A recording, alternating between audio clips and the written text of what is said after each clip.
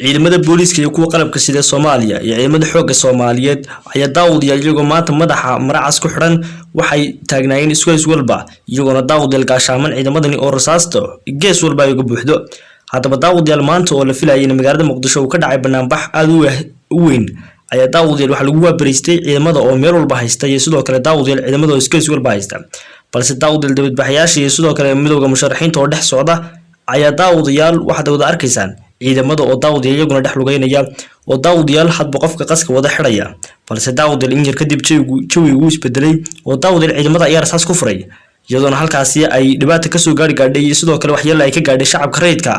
balse daawadayaal ra'iisul wasaare hore Soomaaliya Xasan Cali Khayre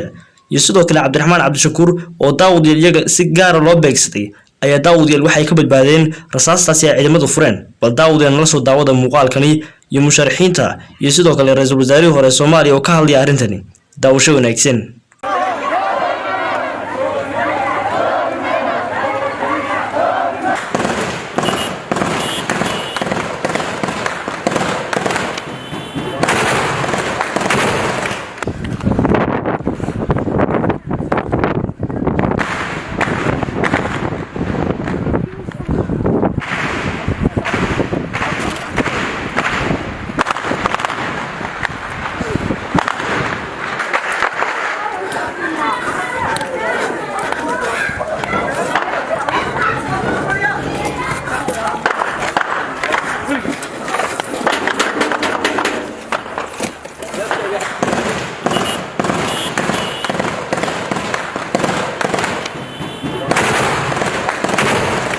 farmaajo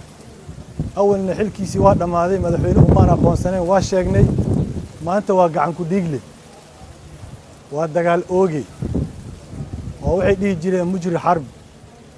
waxaan maxkamad adduun ahayn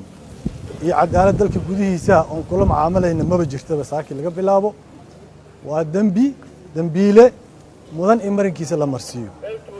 waxaa kaloo intaa dheer in maleeshiyaadkiisa madaafiicdii ay noo wadeen iyo xabadii ay nagu ridaayeen ee garoonka diyaaradaha noo dhaafiyeen dhinaciisa oo hadda ay civil aviationkii ay gubanayso naloo sheegay weli waxay u ooman yihiin dagaalka weli waxay u ooman yihiin dhiig inay daadiyaan weli waxay u ooman yihiin dad rayada inay dilaan oo xuquuqdooda u diidaan laakiin waxaan u xaqiijinaynaa asaga iyo maleeshiyaadka amar qaadataba inay maalmo yar u harsan yihiin markii la marinkooda la marsii lahaa way fursad ayay haystaa wiilasha maleeshiyaadka ayna soo xabadeeyey ee joogay jegboontiyada aan marayna halhalan u naqaanaa fursaday haystaan ay ku tooba keenaan oo ay kala taliska amarkiisa ku diidaan oo ay dadkooda soo raacaan oo dastuurkii dimuqraadiyada u heliyaan weli fursaday haystaan laakiin ninkaa fursadda haysanin waa keligii talis farmaajo shacabka Soomaaliyeed iyo reer Muqdisho dad la casii kara maaha dad la handadi kara maaha horaa loo cabsii waayey Etoobiyana cabsii waayey taangiyaal wata argagixisaa cabsii weysay dadka qarax ku laysa wuu riyoonayaa ina farmaajo hadduu isleeyahay dadkaana cabsi gelinaysaa oo kaa baqaaya mudaharaadka wuu soconayaa ilaa ina farmaajo uu ka baxo xilka uu ka dego hal waxaa maanta u fadhiyaa meesha inaan maqlo ninka sheeganaya ra'iisul wasaaraha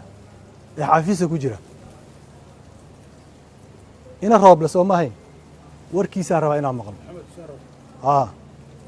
waxaan rabaa madaxweynaha dowlad goboleedka galmudug axmed qoorqoor warkiisa inaan maqlaan rabaa waxaan rabaa madaxweynaha dowlad goboleedka hirshabeelle cali guudlaawe hadalkiisa inaan maqlaan rabaa waxaan rabaa guddoomiyaha gobolka banaadir cumar filish inaan warkiisa maqlaan rabaa hadday dadkan matalayaan hadday deegaankan matalayaan maantay kala caddaanaysaa waxay soo saaraan xalayto raggeen halkan taagan waxaan qabanay shir jaraa'id shirkaas jaraa'id wuxuu ku saabsanaa in labadii madaxweynaha waqtigiisu dhammaaday ka horreysay iyo guddoomiyihii baarlamaanka ee Soomaaliyeed hore saddexdooda lagu weeraray hoteelkii ay deganaayeen iyadoo lala damacsanaa dil maanta waxaa ku xigtay in murashaxiintii iyagoo bannaan baxaya oo adduunyadu ay fiirsanayso la soo xabadeeyey xabadihiina allah caafiyo inta dhimatana allah u naxariistay dad Soomaaliyeed ay ku waxyeeloobeen isla xabadihii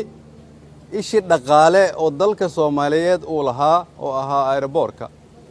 xabadihii annagana la ku soo ridayay ayaa aeroboorkii madaafiic ah ayaa aeroboorkii madaafiicda ay ku rideen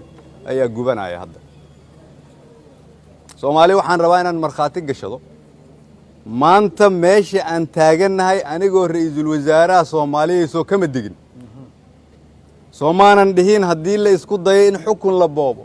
haddii doorashada aan heshiis lagu noqon haddii la isku dayo in kaligiita la isnoqdo in dhibaatadanu dhaxayso habeenkii aan ummadda Soomaaliyeed u tanaasulay waxaan shacabka Soomaaliyeed u sheegay inaanan rabin inaan qayb ka noqdo dhibaatada ummadda ku soo socota haddii dariiqan lagu sii socdo meeshii baan taagannahay aan ka digay anigoo xukunka jooga iyo anigoo dibadda ka ah meeshii hadda dalkani uu taagan yahay dawlad waqtigeedii dhammaaday madaxweyne waqtigiisii dhammaaday oo ay xabad keliya uga soo hartay duniduna nagu ixtiraami mayso Soomaalina ku horumari mayso meesha hadda ummadda Soomaaliyeed ay taagan tahay hal xal kaliya ay leedahay inta rabta inay dalka u turto inta aan rabin in dalkanu hagaago waa inay ka hor tagto inta rabta in dalka la tarantureeyo inta rabta in ummadda Soomaaliyeed iyo dhalinyarada Soomaaliyeed ay mustaqbal waafi ah yeeshaan waa inay ka hor tagto inta aaminsan fikirkaas ka soo horjeeda waxaan rabnaa farmaajo inaan u sheegno dadka Soomaaliyeed ayaga hari doona adiguna waa tagi doontaa waliba wada xun oo aad iyo aad u xun ayaad ku tagi doontaa awal waxaan dhihi jirnay madaxweyne farmaajo maxamed cabdullaahi farmaajo wuxuu leeyahay haddii uu xilka ka dago sharaf inuu madaxweynihii hore ahaa iyo xildhibaan qaran inuu ahaa hadda sharaftaas xataa ma heli doono sharaftii madaxweyne Soomaaliyeed horena ma heli doono sharaftii xildhibaan qaran oo abadi ahna ma heli doono wuxuu ku dambeyn doonaa xabsi wuxuu ku dambeyn doonaa meel xun oo fool xun oo shacabkiisii iyo dadkiisii uu xasuuqay shalay ninkii ra'iisul wasaaraha ka dhigo madaxweynihiisii ahaa labadii madaxweyne ee asaga garbaha qabtay ee taageeray shacabkii Soomaaliyeed iyo dadkii Soomaaliyeed sida dimuqraadiga ah magaalada Muqdisho ugu soo baxay inuu maanta xabad ugu bedelo ayaan darro aad iyo aad u weyn waay farmaajo waxaa la doortay 8 February hotelkan Jazeero aan joogaan anigu waxaan kula kulmay 9 February annagoo madaxweynayaashii dawlad goboleedyada xilligaa jirnay ah ayaan hotelkan kula kulan ila taliyuunay waxyaabahan kula taliyay qodob kamid ah waxaa kamid ahaa waxaan ku yiri madaxweynuhu shacabka Soomaaliyeed meel kasto ay joogaan sida ay xalay ku soo dhaweeyeen waad ogeyd waa arkiis gaar ahaan dadka Muqdisho joogaahay siday ku soo dhaweeyeen waa arkiis mustawahaas lagu soo dhaweeyay iyo heerkaas lagu soo dhaweeyay hoos ha uga dhicin maalintii ayada ah taladii aan siiyay iyo maanta meesha uu joogaahay farmaajo waa arkaysaa dadkii xaq sida ogeyd u soo dhaweeyay oo ku faraxsanaa in doorashadiisa ku faraxsanaa hoggaankiisa iyo hoggaaminimadiisa ayuu maanta wuxuu ugu bedelo abaal uga dhigay inuu xabad iyo dil ayuu abaal uga dhigay waxaan aaminsanahay siyaasadda Soomaaliya farmaajo si xun buu u soo galay meel xunna wuu ka soo galay siyaasina ma aha hoggaamiyana ma aha muwaadinna ma aha waa nin dawladnimada iyo siyaasadaba si qaldan u